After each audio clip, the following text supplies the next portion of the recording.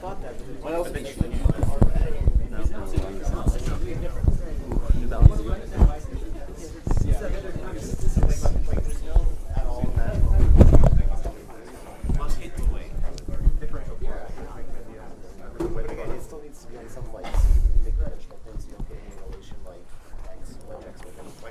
ready to go, Slav? Yeah. Okay. All right, let's get started. So back to higher dimensional CFTs with Slava Rychkov. Okay, so up to now I was taking kind of probabilistic point of view on my theories, and today I would like to introduce the operatorial way of thinking.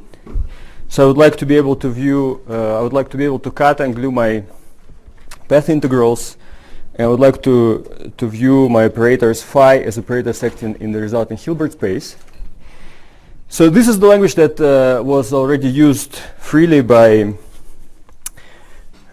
Xi, and so if you are, I'm going to be a bit more pedestrian. So if you're not 100% comfortable with this, then you'll be able to catch up. If you think you are 100% comfortable, you will be able to see that there are some subtleties that you should be aware of.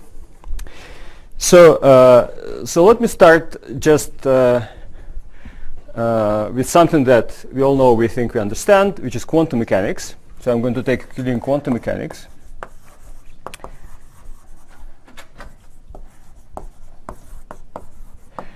And so I have just a one-dimensional system, and on this system I have some operators phi of tau, and I would like to be able to cut and glue my path integral, for example at time tau equal to 0, and I would like to be able to realize my phi of taus as operators acting in this Hilbert space. So in this case, well, I know what my Hilbert space is. So if I'm just doing the quantum mechanics of one particle moving on a line, then this Hilbert space is just L2 of R.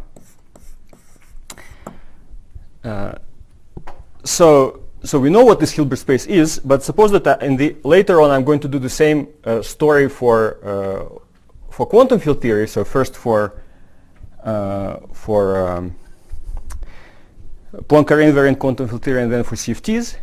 So in that case, when I cut my path integral, so we intuitively think that the Hilbert space that I get is some sort of space of states living on the surface, but we don't really know what this state is. So here we have explicitly it's L2 space. In that case, it's just some Platonic object that we talk about, but we don't really know what it is. What I would like to do is to move this Platonic object from being Platonic to being concrete. And in order to do this, I have to first explain to you how I could recover this Hilbert space for quantum mechanics without knowing what it is. And so it's a nice exercise. So okay, let me first say what are we going to be aiming for. So we know that in quantum mechanics, so this is what we know, that if phi of 0 acts in the Hilbert space, which you obtain by cutting at time tau equals 0, then phi of 0 is a Hermitian operator. On the other hand, we also know that phi of tau in Euclidean quantum mechanics is obtained as e to the h tau phi of 0 e to the minus h tau. And so this is what you get by weak rotating. And so we know that phi of tau is not a Hermitian operator, but we have this relation that phi of tau Hermitian conjugate. Yeah, and we also know that h dagger is equal to h. So phi of tau Hermitian conjugate is equal to phi of minus tau. So that's what we know. And so one thing in particular that we know is that by putting together these things, is that if we consider the following state. So I would like to be able to make sense of the following state when I take phi of tau 1, phi of tau 2, phi of tau n,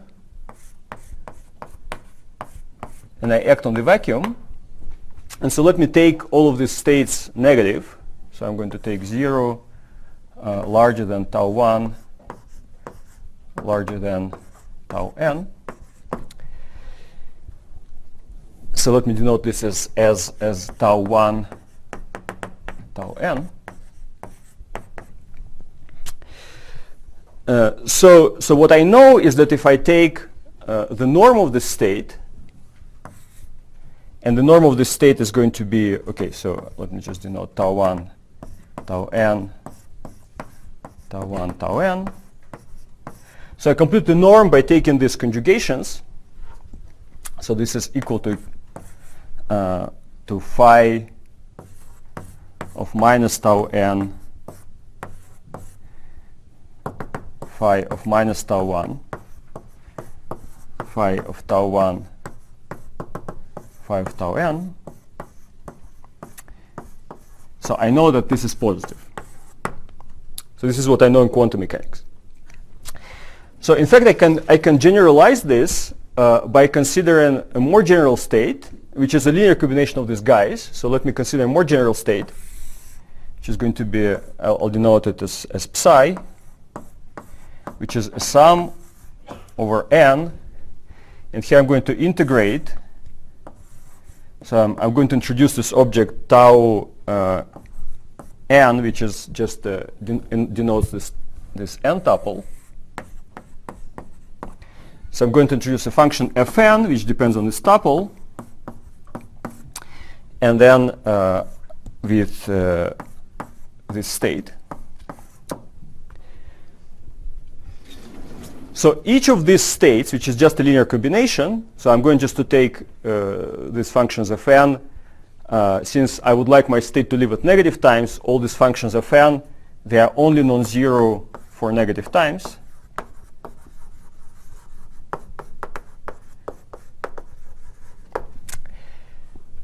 So I also know that all of these states have positive norm, have no negative norm.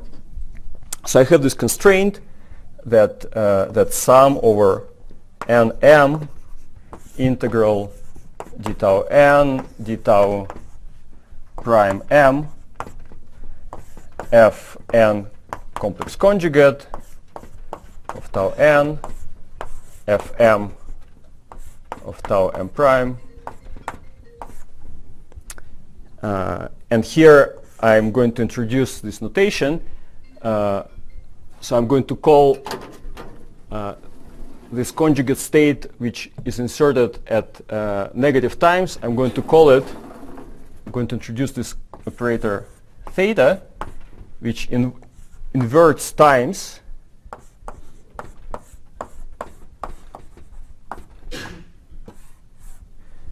So this has to be positive, has to be non-negative.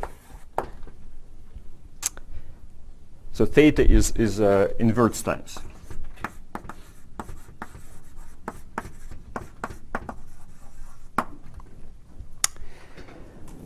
And so this condition, written in this form, is known as Osterwalder-Schroeder reflection positivity.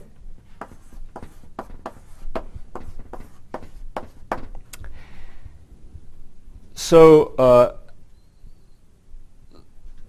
that condition over there, which I written before, which is just a condition for one two-endpoint function, is also called sometimes reflection positivity, but it's a strictly weaker condition. So this is the full reflection positivity, involves this sum of linear combinations.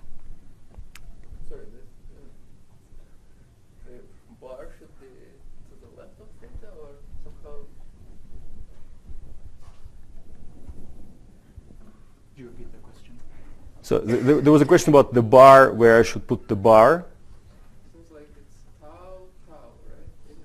Oh, sorry, here this tau prime.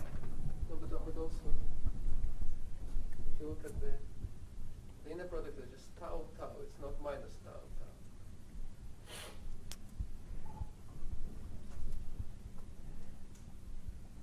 So yeah, I guess what I didn't write it properly is that I should have what I should have said is that so you see when I take a complex conjugate of my state, I insert operators at minus tau a and minus tau 1.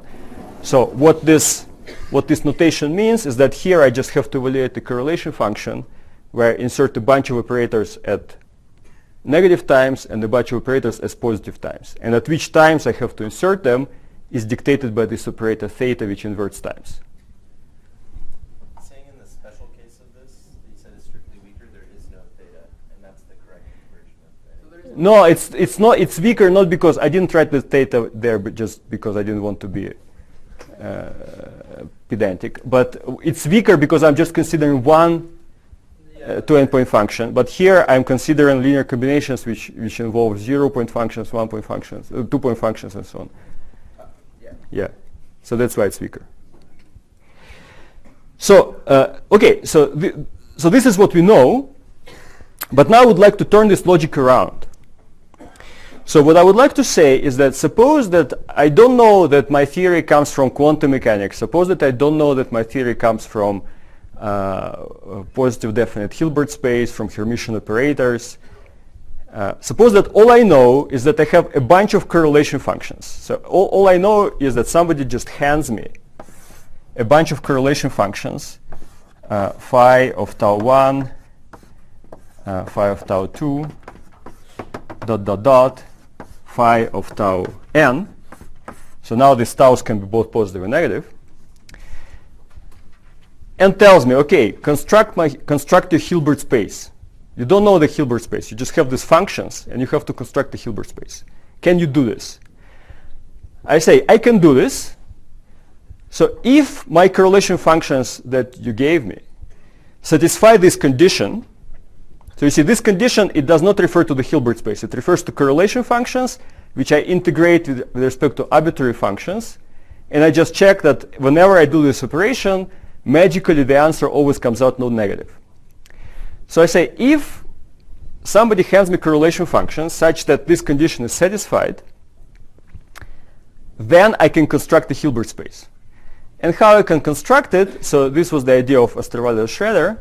So if, so I have these correlation functions, and if RP is satisfied, holds, then I can invert the logic and I construct my Hilbert space. And the way I'm going to do this is just I'm going to take, so my Hilbert space elements, I'm going to denote it as F. So mathematically speaking, what I'm going to do is that I'm going to take a sequence of functions F0, F1, dot, dot, dot, F2, dot, dot, dot. So I'm going to start with a sequence of functions. So it's a well-defined mathematical object. Now, for each of these sequence of functions f, I'm going to define my inner product. So I'm going to define inner product fg by this formula. Given a sequence of functions, I can compute the inner product. So okay, no, sorry. Here I had like f equals f, but now I can take here f and g, and I get a good inner product. So these are functions of times, yeah. So these are functions of times which are only non-zero for negative times. So f0 is a constant, f1 depends on one time, f2 depends on two times, and so on. So since I have RP, since by assumption I have RP, this inner product is positive definite. So I have a positive definite inner product. I have sequences of functions. Is this a Hilbert space? Well, not quite yet, because the Hilbert space is supposed to be complete. So my inner product, which is positive definite, gives me the norm. So I complete my Hilbert space in this norm. For example, I can start with finite sequences of functions, and I go to infinite sequences of functions. I get the complete Hilbert space. This is my Hilbert space. So I can construct the Hilbert space starting from just correlation functions. So this was the idea of Osterwalder and Schroeder, and applied to quantum mechanics, this is paranoid because we know what the Hilbert space is. But if you do quantum field theory, it's precisely the point. So you don't need to know what the Hilbert space is. All you need to know is a bunch of correlation functions, and then from correlation functions you can reconstruct the Hilbert space if you want it. So what I just described for you is a rigorous version of the statement that we use all the time, is that if you take a space, if you take your full Euclidean space, you foliate it by lines of constant time. You take time equals 0. You insert a bunch of operators at negative time, and this generates for you a state living on the surface tau equals 0. So this is the language that you always use. And now, whenever you use this language, you can perhaps feel more comfortable because you know that this is what it actually means. So I guess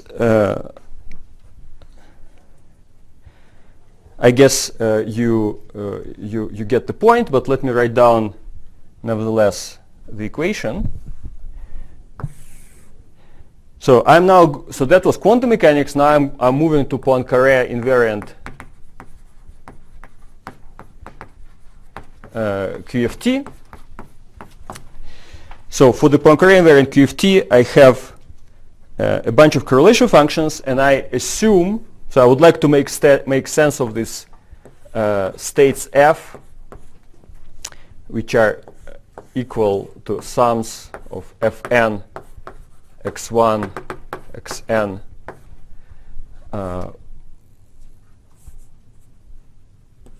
phi of x1, phi of xn acting on the vacuum, where x1 up to xn, these are some operators inserted in the negative half space. So I assume so this is the assumption called reflection positivity, that the inner product, which I define Fg, which is sum over n, sum over m, so here there was an integral. Integral, okay, I'm going to write it schematically, Fn complex conjugate Fgm. And here I introduce this important Osterwalder-Schroeder reflection operator, theta x1 ... phi of theta xn. So let me see. Let's see. Okay, Fn's depends on x's, and gm's depend on y's. And so here I have also phi of y1, phi of ym, sorry. So I assume, so this is the assumption of friction positivity. So operator theta in this case is the operator which takes a point with coordinates tau x and just flips the sign of tau minus tau x.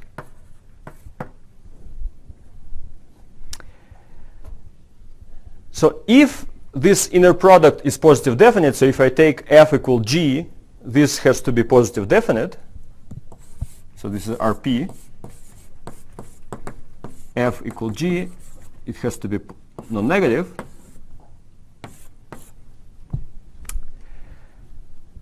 Then I can play the same trick. I can complete my Hilbert space according to this norm, and I get the Hilbert space of states living on this plane tau equals 0. So now notice there is an interesting technical twist here, is that my correlation functions in quantum mechanics, correlation functions could be true for any times, but I know that in quantum field theory my correlation functions are going to be singular at coincident times. Is this a problem? It's not a problem at all, because I can take these functions f and g to be zero, to be vanishing at coincident times. So if I take them vanishing at the coincident times, this integral is still well defined.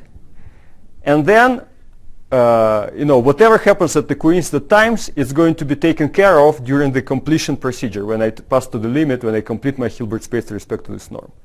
So that's a very interesting technical point of this trivial shadow construction, is that in Euclidean quantum field theory, if you take this point of view, you don't need to assume anything about the coincident times. Often it's said that contact terms is a matter of choice. Does this choose a particular set of contact terms? So the question is, does this, what does this, whether it, when I perform this construction, does it choose anything about the contact terms? Is this some sort of arbitrary choice or non-arbitrary choice? Well, I actually don't know. The way you phrased it, it sounds like there's a canonical choice. There's a unique completion procedure. Yeah, Greg points out that since I'm claiming this procedure is unique, it means that it allows you to fix uniquely the contact terms. Perhaps, yeah, it's a nice observation. Sorry, but is it really clear that it fixes contact terms? Because the completion is a level of state, not the level necessarily at the level of these. Does it actually follow?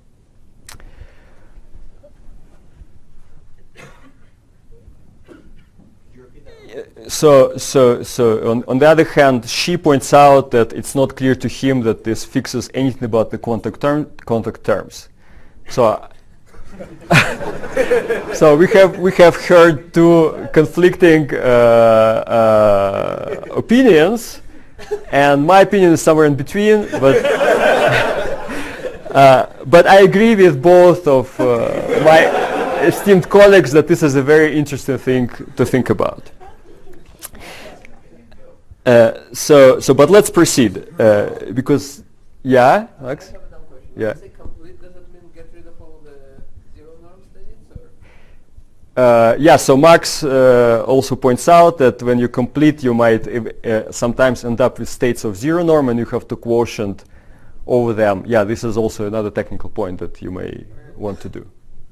I mean, this Hilbert space is huge, right? The one that you just f naught, f minus 1.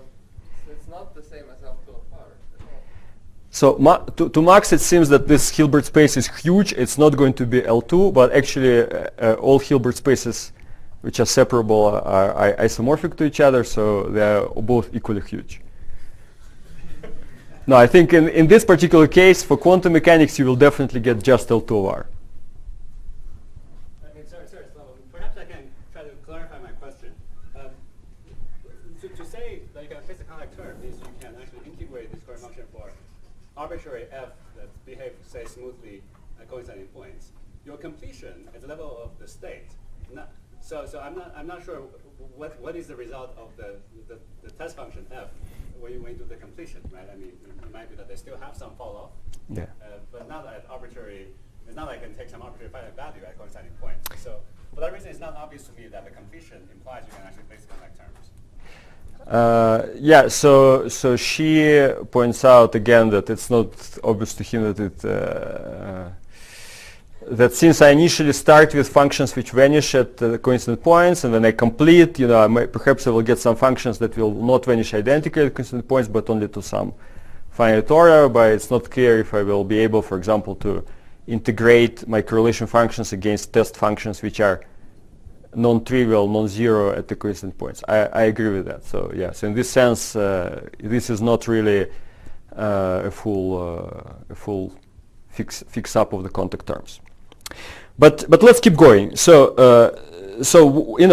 actually, what the reason why Osterwalder Schroeder came up with this construction is that at the time they were worried people were worried about what is the exact relation between theories in Minkowski and Euclidean signature. And so what they proved is that if you start with this RP assumption in Euclidean and under some extra technical assumptions, you can rotate your theory to Minkowski, and it's going to satisfy all nice axioms that people usually assume in Minkowski. So if, on the other hand, if you start with the unitary theory in Minkowski and you rotate back to Euclidean, you land on this reflection positivity assumption. So, and if you, on the other hand, if you take a non-RP Euclidean theory, then that theory might not even be rotatable to Minkowski, or if you try to rotate it, maybe you'll get something which is going to be senseless in Minkowski. So what this means is that if you are a real-time person, if you are a particle physicist, or if you are a quantum condensed matter physicist, then you should really ever care only about RP theories in Euclidean. If you are a statistical physicist, then you actually do have to care about non-RP theories in Euclidean, both about RP and non-RP.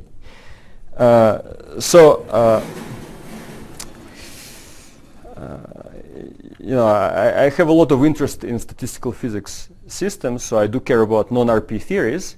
But in these lectures, nevertheless, I'm going to focus only on RP theories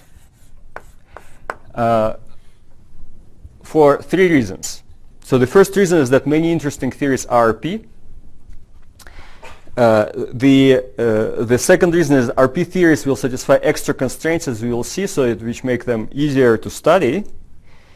And the third reason is that if you go to non-RP theories, so you basically lose the Hilbert space technology, at least the rigorous version of the Hilbert space technology. So you're on shaky grounds. So perhaps, in fact, if you know, in mathematics, when mathematicians say Hilbert space, they mean positive definite Hilbert space. So non-positive definite Hilbert space is an oxymoron.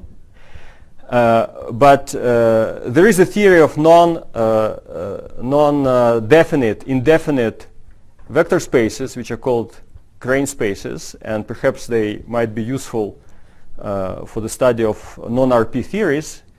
But this has not been done, as far as I'm aware of. So it's largely an OPAL problem.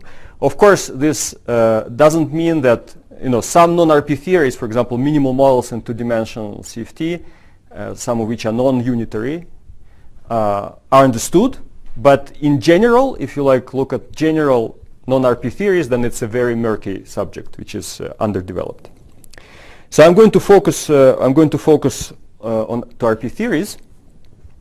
And so now if you look at this RP condition that FF has to be non-negative, so it involves arbitrary sequences of these functions f, and it might look pretty intimidating, and so you might wonder, okay, how easy it's actually to check in practice that this condition is satisfied.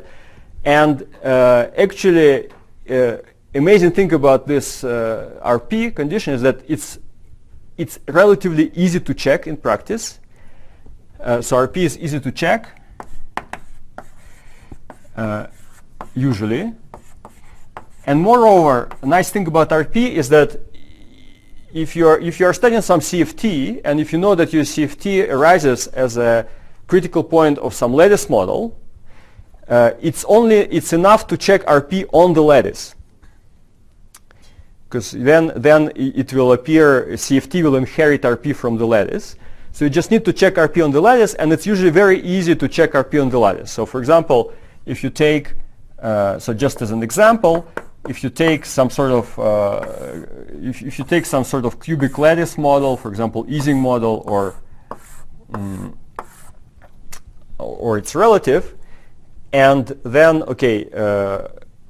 if you know statistical physics, you know that statistical physicists usually think about these lattice models in terms of transfer matrix. So you consider some state of spins living on one slice and another slice, and you write a partition function as a trace of product of transfer matrices. So it's kind of a discretized version of what we do. So this transfer matrix is usually a pretty easy object. You just stare at it, and then there is an easy theorem that you can show that if this transfer matrix in the spin variables is Hermitian, then your lattice theory is RP. So a lattice theory is RP.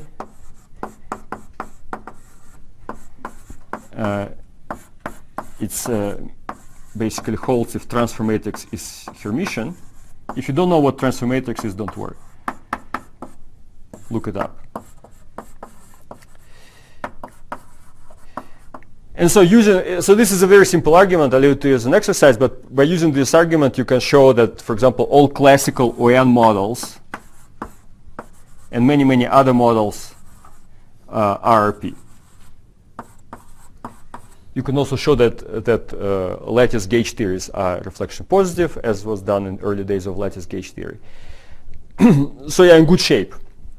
It's easy to check. It's much easier to check RP than to check unitarity of the theory in Minkowski space. That was precisely the point. So okay, once the dust settles, we have a Hilbert space. We have phi's now realized as operators acting on this Hilbert space, and so all of our symmetry generators, which we are still considering Poincaré, which are P mu and M mu nu, are also acting on my Hilbert space, and so now we have the usual operatorial relations. So P mu phi of x equals d mu phi. So until now, P mu was just some sort of machine which was making operators, local operators out of local operators, but now it really becomes a generator acting on a Hilbert space, so which is nice. And so by integrating this relation, you get phi of x plus y equals e to the I pm I mu p mu phi of x e to the minus y mu p mu.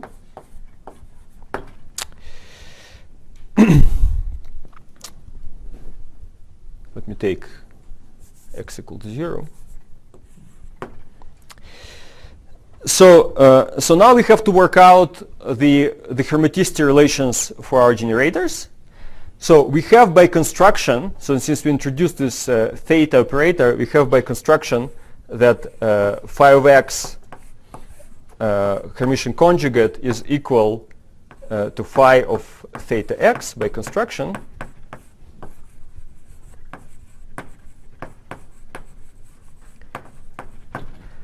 So by using this relation and this exponentiate formula, you get these interesting relations that P1 dagger equals P1, but Pi dagger equals minus Pi. So now I'm doing my Euclidean theory. I didn't write my i's here. Okay, what I get is that the Hamiltonian is Hermitian, but the momentum generators are anti-Hermitian. So you can write this equivalently by as P mu dagger equals minus theta mu nu P nu, where I view theta as a diagonal matrix minus 1, 1, 1. So okay, that's something that is always confusing when you do Euclidean quantum field theory, that some generators are Hermitian, some generators are anti-Hermitian. You should not be surprised, because we broke rotation invariance when we introduced this Hilbert space, and so this theta operator is presence of theta operator in this hermeticity Hermitian conjugation relation is a consequence of that. So as an exercise,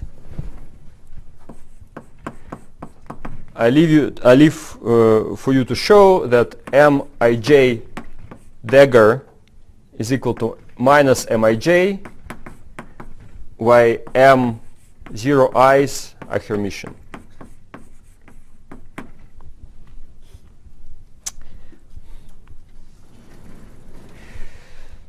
So what else can you do in this language? Well, one interesting thing that you can show, and actually it's nice that you can show that in full generality in this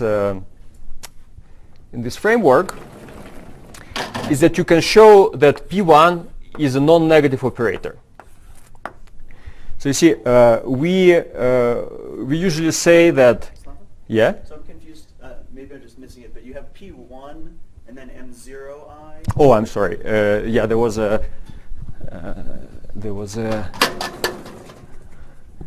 remark that I should write here, M1I. Yeah. Thank you. So usually we say that in quantum field theory we say, okay, we have the vacuum and for example we normalize the energy of the vacuum to 0, and then all other states have no negative energy.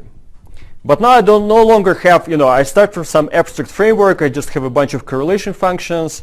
I have RP. Everything's very abstract. So how do I know? I would like to recover this very natural relation P1 is non-negative. And actually, it's possible to recover it using, so you have to make one additional assumption, which is cluster decomposition. We use this assumption of cluster decomposition, which is an assumption on correlation functions, which just says that if you take a correlation function which has a bunch of points here and a bunch of points there, and they're very far away from each other, then in this limit the correlation function becomes a product of two correlation functions. So this is a natural assumption. And then you can show that under this assumption that P1 is a non-negative operator. And I'm not going to give a full proof, but I'm going to tell you the main idea. So what you have to show, okay, this operator is non-negative.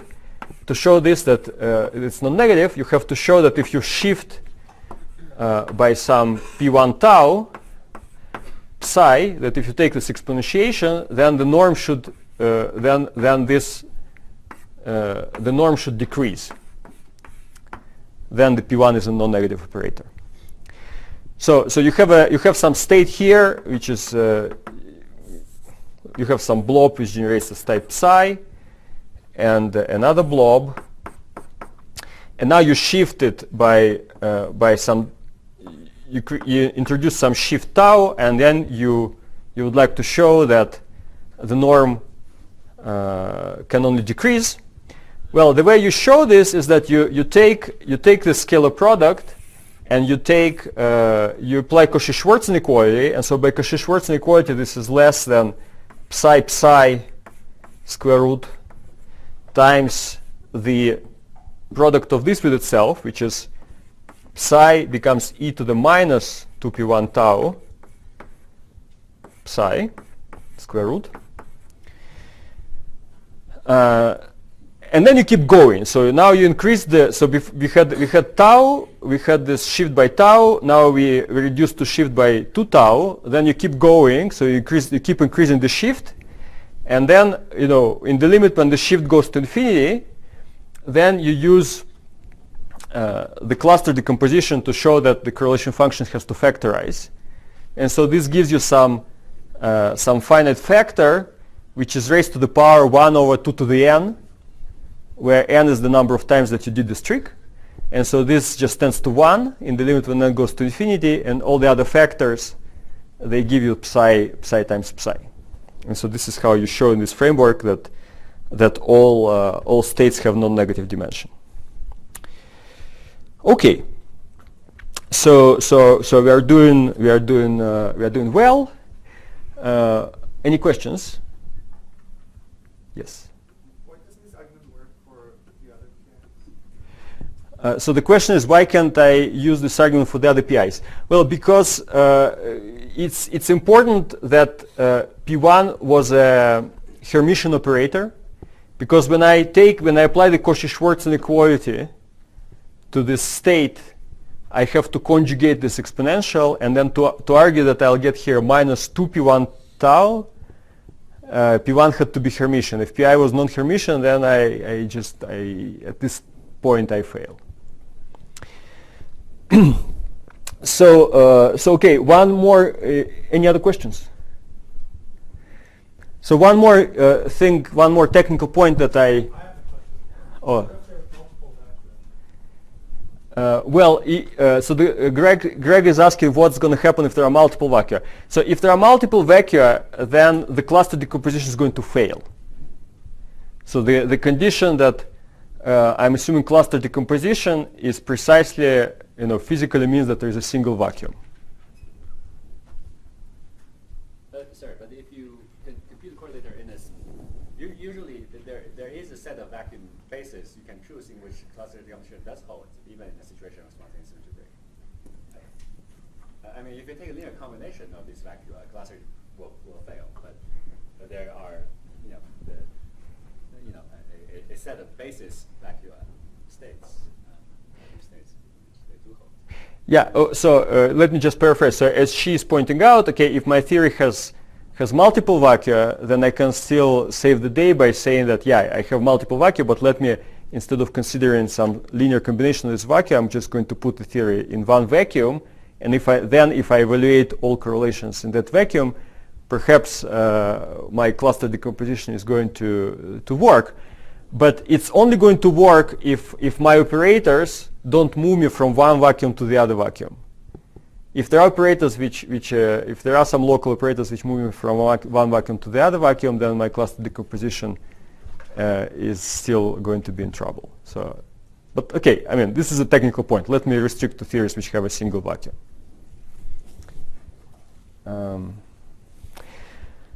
Okay, so what the technical point that I wanted to point out is that if I'm dealing with, so far I was dealing with operators kind of implicitly which were scalars, but if I have operators which are not scalars, then I have to modify my complex conjugation, and for non-scalars,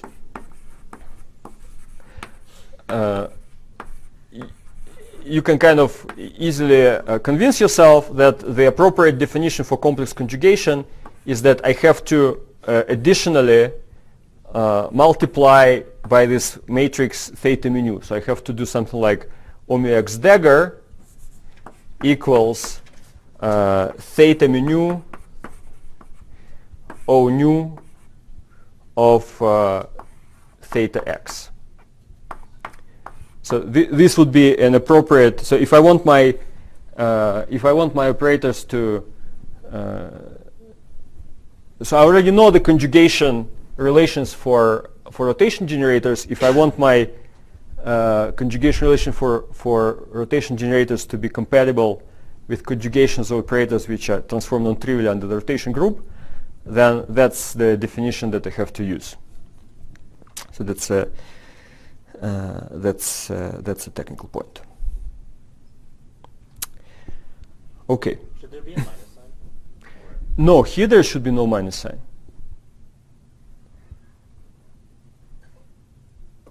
Even though it's in P? Well, I mean, theta is already contains a minus sign for the tau component. For the tau component, theta contains a minus sign. So this has a very clear kind of pictorial meaning. So if I have a certain operator, if I take a component which points down, then the corresponding reflected operator I should pick a component which points up. It should be really mirror symmetry.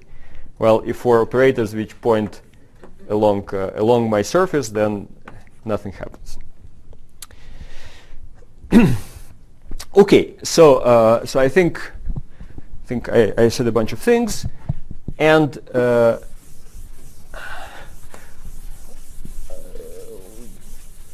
before going to CFT case, I would like to make a comment concerning cutting the path integrals along arbitrary surfaces. So suppose that I have here I was cutting along straight lines, but sometimes in theoretical physics we like also to be able to cut my path integral along some arbitrary surface, and we would like to still say that that operators inserted below the surface create some state on the surface, and operators created inserted above the surface also create a state on the surface. And you can do this, but you have to be a little bit careful. So let me say what you have to be careful about is that when you do something like that, what are you going to have? You're going to have states created by operators inserted below the surface. They will live in some space V1, and states created by operators above the surface. They will live in some state V2. So these are going to be two vector states of vector spaces of states. And between these two vector spaces of states, I will have a natural pairing. So I can define a pairing between these two vector spaces, and the pairing is just going to be given by correlation function.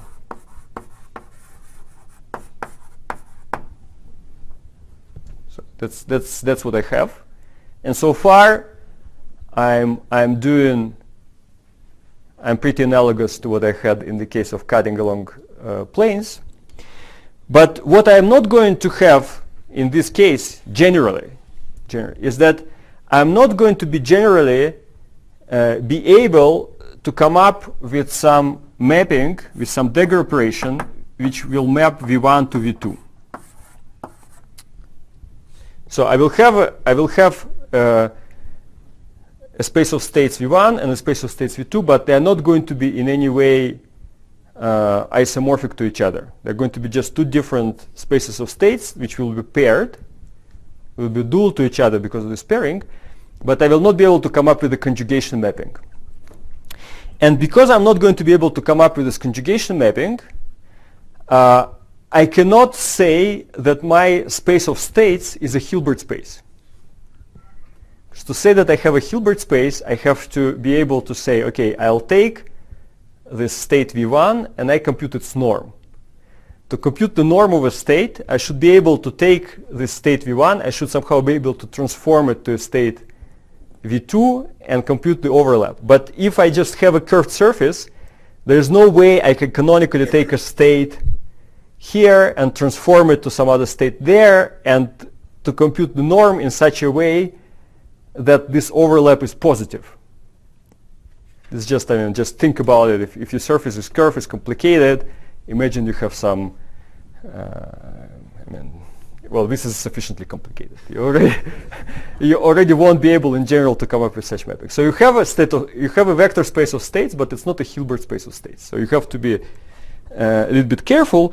Of course, there are some situations where you can get around this difficulty, and for example, in two-dimensional CFTs, as she explained, you can always pick a metric by doing a Weyl transformation. You can basically make any metric flat, and so you can kind of straighten out this surface, and it becomes again a plane. Just a second, and then also if your theory is topological, as in Greg's lectures, then also this difficulty doesn't matter. But in a general d-dimensional quantum field theory, this would be a difficulty.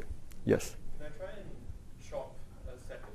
I've got this line. I can flip it using the time translation chop to have the operator that translates in time from the first slice to the second slice. And then try and use this to define a positivity or inner product. So Damon was trying to come up with some procedure.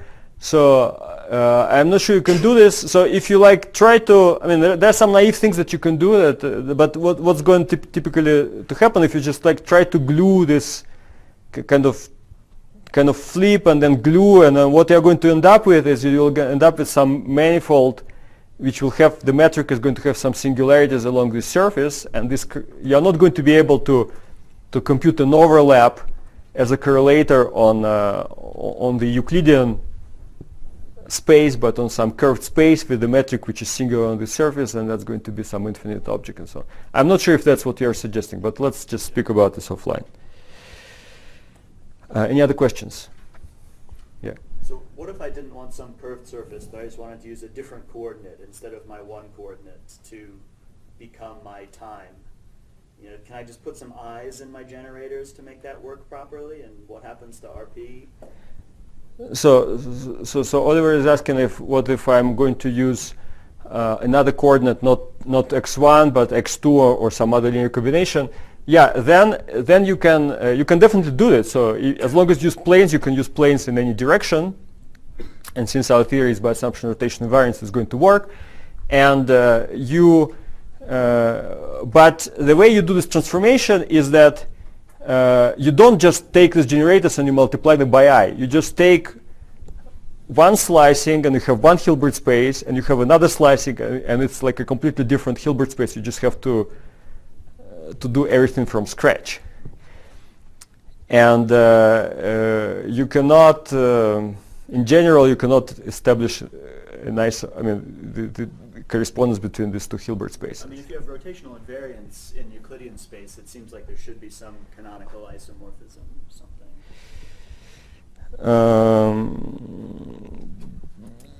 Yeah, so I think you're right. Yeah, so there should be some canonical isomorphism. Yeah, you're probably right. Yeah, that's true.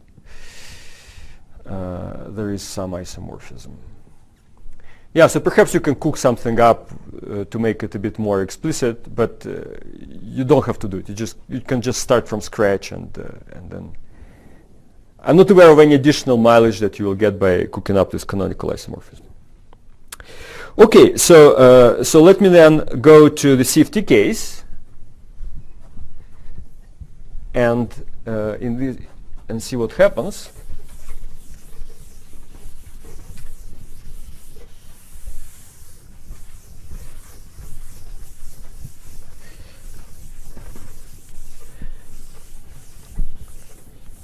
And I don't want to be I don't want to create any suspense or anything. So we know that, we already know that what we do in CFTs is that we do radial quantization. So in radial quantization,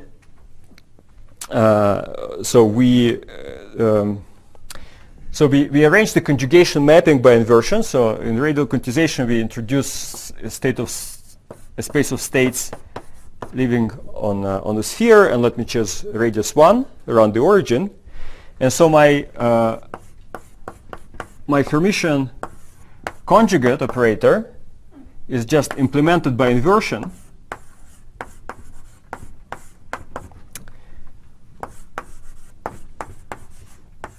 So this is the formula that you are familiar with, at least in the two-dimensional context. And so if my operator is not a scalar, but it has some indices, then you have to multiply by factors of delta mu nu minus 2x mu x nu over x squared, which is just arises from the Jacobian of the inversion transformation. So okay, so that's what we normally do, and for this to make sense, we already know it's going to make sense if I can argue that my theory with this notion of hermeticity of Hermitian conjugation satisfies reflection positivity. So if I know that this kind of correlation functions are non-negative, and also more complicated versions when I convolve with f's and so on are non-negative, then I can run the same procedure. I can construct a Hilbert space, and I can work on this Hilbert space, and everything is going to be nice. Now, so usually we assume that this condition. So we have this inversion, we have this positivity, and that's our definition of a unitary CFT. But I'd like to discuss why this is a reasonable assumption. So suppose that I have a Poincare invariant reflection positive theory, which I had here, and so I had this reflection positivity in the Osterwalder-Schroeder sense. And now I happily discover that my Poincare invariant theory is actually also a conformal theory. So I can use conformal symmetry, I can use radial quantization, and I would also like to use this radial reflection positivity using the inversion. So clearly I would like to know if this property of radial reflection positivity is a new assumption or is it somehow a consequence of the property of reflection positivity of the Poincare reflection positivity that I had? So I hope that it's not an extra assumption. So that's what I would like to explain, why this is not an extra assumption, why this is a consequence, and there are two ways to argue for this. There's one well-known way and one not so well-known way, and let me explain both. So the well-known way is to argue as follows. You take your theory in RD, and you perform a Weyl transformation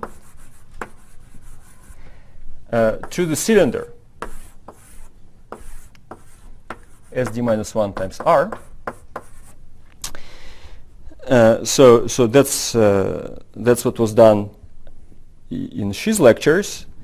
And if you do this transformation, then you can easily check that the inversion transformation in RD is going to become on the cylinder the transformation which just changes the sign of the cylinder time. Under this transformation is going to become this map. And so if we assume, so recall, my assumption is that the theory in Euclidean RD is RP. That's something that I know. Now, if you assume two things, you have to assume two things. First, that the theory which is RP in Euclidean space remains RP on the cylinder. That's the first assumption. Second assumption is that you can perform this Weyl transformation, not just for the partition function, but also for the correlation functions of local operators. Then you're in business. Then you know that your theory is going to be RP in the radial sense. Now, in the 2D case, maybe it's not such a big deal, because in the 2D case, the cylinder is a flat manifold, because you have a circle times R. In the case d larger than 2 that I'm interested in, this is a curved manifold, and so as you realize by now, I don't want to mess around with curved manifolds, and as you've seen in Shi's lectures, it requires quite some technical power to do that. And so I would like to present you another way, which actually I think the cleanest way to convince yourself that there's absolutely no problem that any theory which is RP in the usual Schroeder sense is going to remain RP in this radial sense.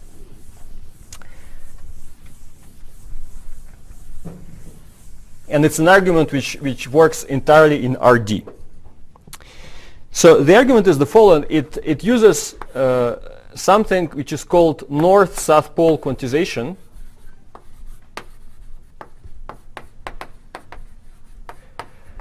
And the idea is this: instead of doing a Weyl transformation, you do something which is morally very similar, but it's entirely an RD construction. So you come up now not with the Weyl transformation, you don't change the space, but you come up with a conformal transformation which maps the point 0 to the south pole and to the point infinity to the north pole. Now, so what is the south and north pole? So the south pole is going to be a point with coordinates -1, 0, and the north pole is going to be the point with coordinates 1, 0. And so I claim that, it's you already know that by conformal transformation you can put 3 points wherever you want, so definitely you can put 2 points, 0 and infinity, wherever you want. So you can put them to these 2 points. Now what happens? Under this transformation, the dilatation generator D goes to some rather important operator which is called conformal Hamiltonian, and it's K1 plus P1. This conformal Hamiltonian.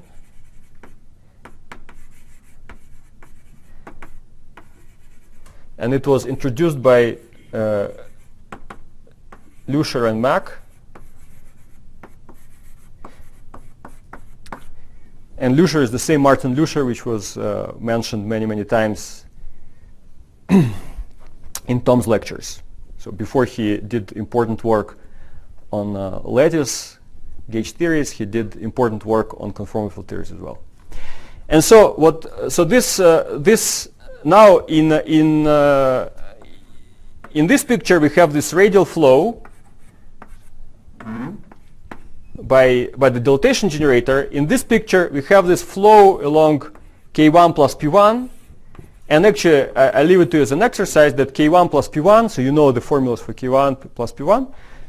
You can check that K1 plus P1 has two fixed points, the south pole and the north pole, and it has this these lines of flow. So that's the first thing. And the second thing is that under the same transformation, the same conformal transformation that you will construct, the inversion on the left side is mapped exactly on the Osterwalder-Schroeder transformation theta on the right side. And so we are in business. So we know that if the theory on the right side has a reflection of Osterwalder-Schroeder reflection positivity with theta, and if the theory is conformal, then we go back to the left side, we apply the conformal transformation, and we know that the theory in radial quantization is going to be a reflection positive in the radial sense using the inversion. So that just closes completely the discussion.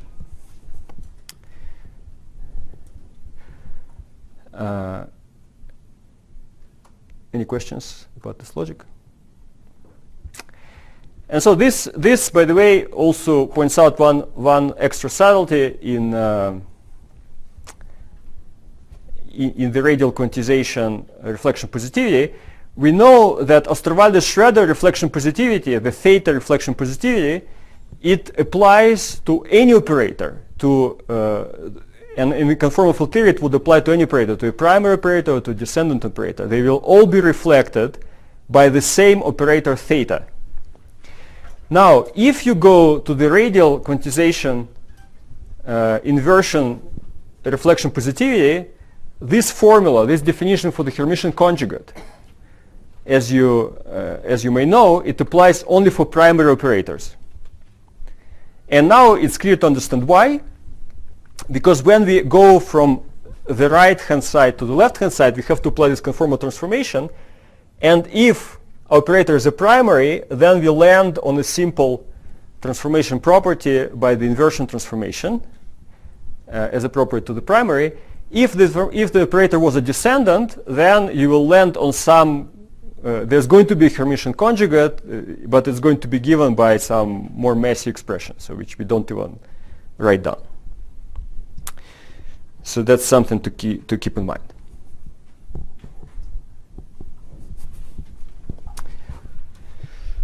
Okay, so now the next step is to work out the conjugation relation for conformal generators.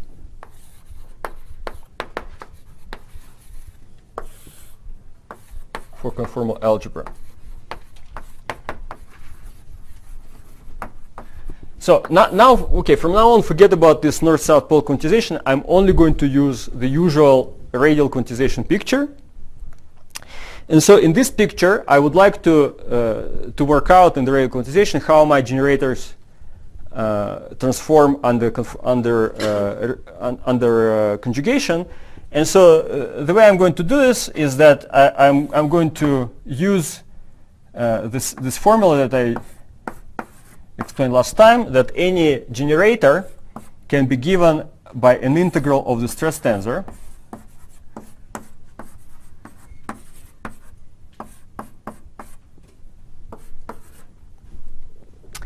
And so now if I want to compute the Hermitian conjugate of the generator, I just have to conjugate the stress tensor. Now, what I forgot to say last time, but now it becomes important for this discussion, is that so last time I derived the formula for how stress tensor transforms infinitesimally under Q epsilon, and then I used this formula to derive the conformal algebra, to argue for the conformal algebra. So what I forgot to say is that that formula by itself, it implies that the stress tensor transforms as a primary under conformal transformation in D larger than 2 dimensions. So now it becomes important, because if I know that the stress tensor transforms as a primary, I can use for the stress tensor this formula for the Hermitian conjugation that I wrote here. So I know that this the stress tensor Hermitian conjugation is just E mu mu prime T mu prime nu mu prime at the point Ix, and then E nu prime nu.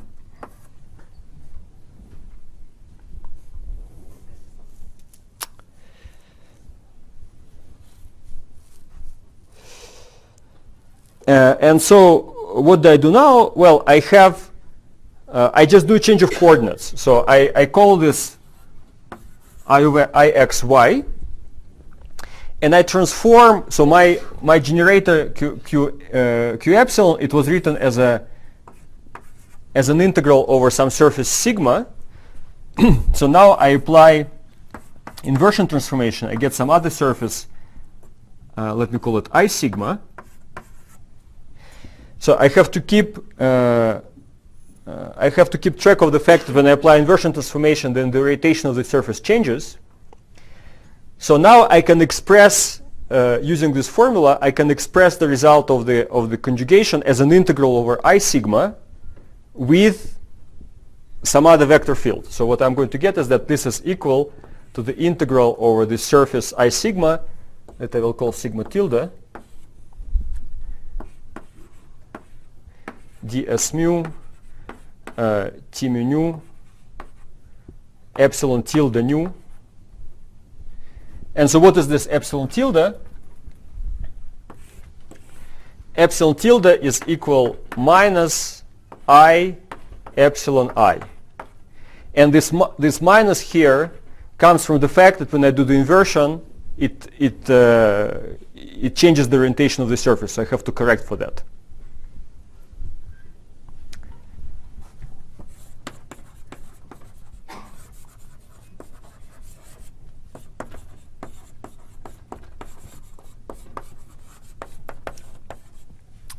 And so this relation is all I need to work out my hermiticity properties of my generators.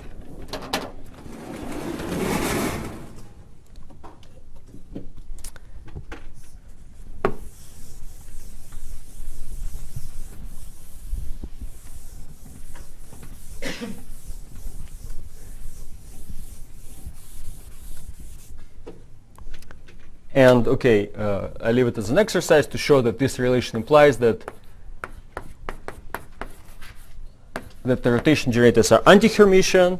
The dilatation generator, very importantly, is Hermitian, and P mu dagger is equal to K mu.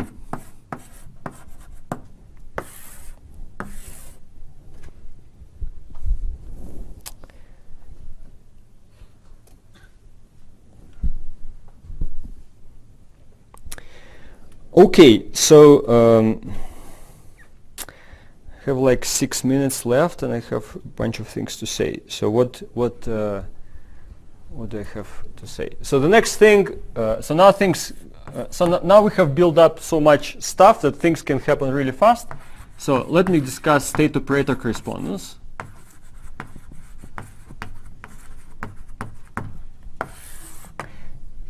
So I know that my dilatation generator is a Hermitian operator. Actually, it can also be shown by using a similar trick like here, the doubling of the distances and so on, and using cluster decomposition that just from a reflection positivity, then that it's a non-negative operator. So it's a self-adjoint non-negative operator, and so I can apply spectral theorem to it. So let me assume that the spectrum of this operator is discrete. Actually, in all known to me examples of high-dimensional CFTs, the spectral dilatation operator is discrete. So then I can choose a basis in my Hilbert space consisting of the eigenvalues of the dilatation operator.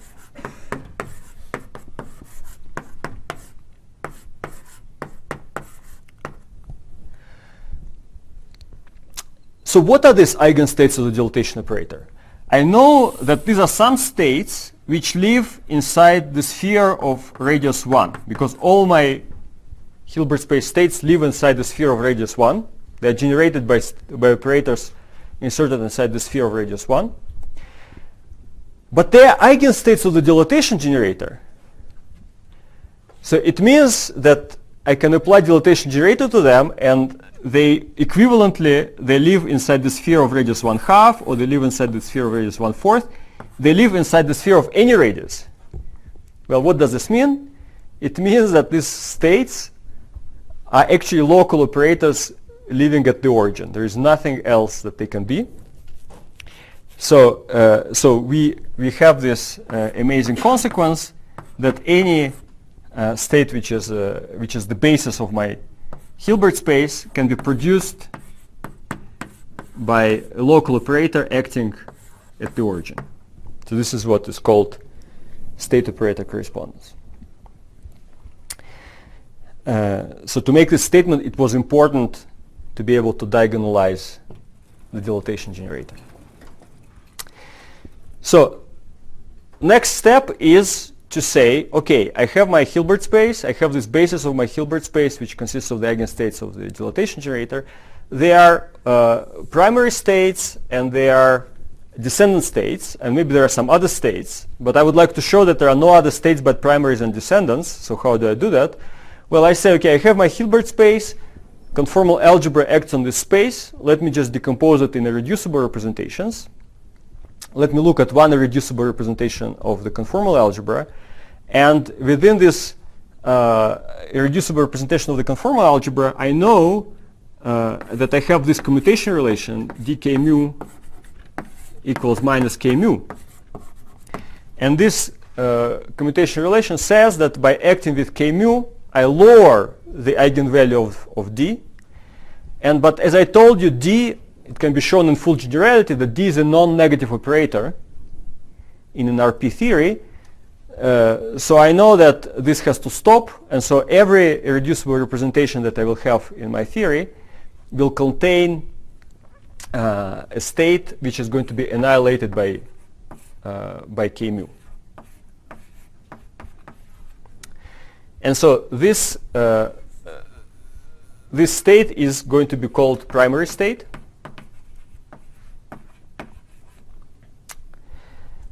And in the first lecture, I gave you a different definition of the primary state. I said that the primary state is the one which transforms as phi tilde of x prime equals 1 over omega of x to the delta rho of r of x phi of x. And actually the two definitions are equivalent. And okay, I leave it as an exercise to see why they are equivalent, but as a hint I can tell you that the key to understanding this is to notice that k mu vector field vanishes to the quadratic order at the origin. And so if you look at this formula, and if you look at what that formula does near the origin for k mu vector field, and you notice that this omega is trivial for k mu and r is also trivial for k mu near the origin.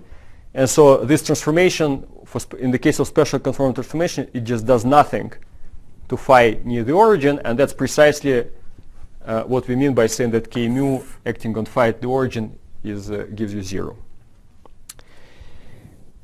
And so what we have then is that we have shown that our Hilbert space decomposes in a direct sum of irreducible representations. Every reducible representation has a lowest weight state, which is the primary, and then it's built by acting on the primary with p mu's. So and acting with p mu's means taking a derivative. So I have shown that every state is either a primary or a descendant of a primary. Okay, so I'm almost out of time, but one last thing that I'm going to say is that in this language that we just introduced, the existence of operator product expansion becomes a triviality, because what I just said is that any state living on a sphere can be expanded as a convergent sum, convergent in the sense of the norm in my Hilbert space, with some coefficients as a sum of local operators with certain dimensions delta I living at the origin. But okay, this is for any state, but just for simplicity, I can apply this very general result to a state which is generated by two operators inserted somewhere inside this unit ball. So if I apply it to two operators, I get what we call operator product expansion. And, so I wanted to tell you about the unitarity bounds, but I guess I will have to do it next time. So I'll stop here.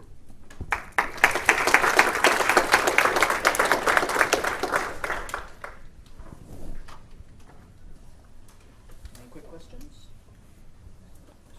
The first lecture you said that there were large classes of non-unitary theories where states could be organized into primaries and descendants as well. Does this shed any light on what those theories might be? So the question was, so in my reasoning today, I used a lot Hilbert space language and unitarity and spectral theorem for the operators, but we know that some of the conclusions that we obtained hold also in non-unitary theories. For example, there are in many non-unitary theories which we know explicitly and we understand, it's also true that states decompose into multiplets of primary plus descendants. And so why is that the case? Well,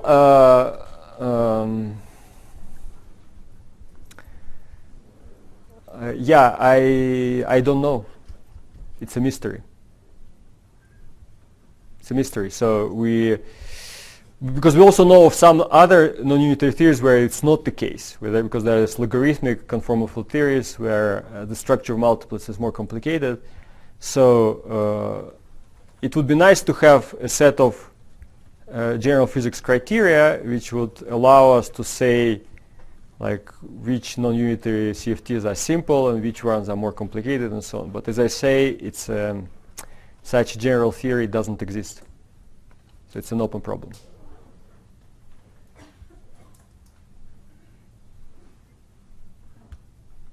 All right, let's thank Slava again.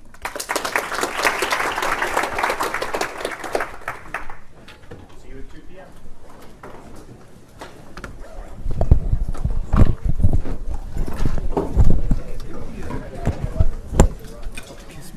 Can there be a reflection positive theory that it does not have any primary?